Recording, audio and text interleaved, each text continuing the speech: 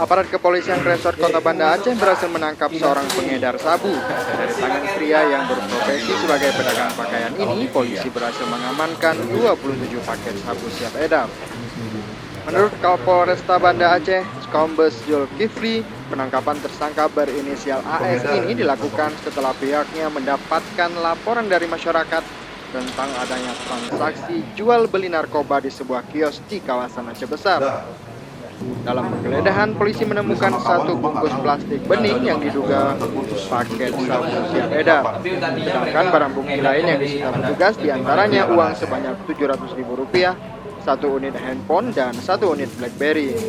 Kepada petugas, tersangka berinisial AS ini mengaku terpaksa menjual barang haram tersebut lantaran omset penjualan pakaiannya terus menurun. Sejak Juli lalu, tersangka sudah menggeluti kerja sampingan sebagai kurir sabu. Sementara itu, anggota Satuan Reserse Narkoba Polresta Banda Aceh juga berhasil membongkar jaringan pengedar narkoba yang berprofesi antar lapas di Aceh. Polisi berhasil meringkus 7 orang pemakai dan pengedar yang merupakan penghuni salah satu lapas di Banda Aceh. Dari Banda Aceh, Ferdian Majini melaporkan untuk Aceh Video.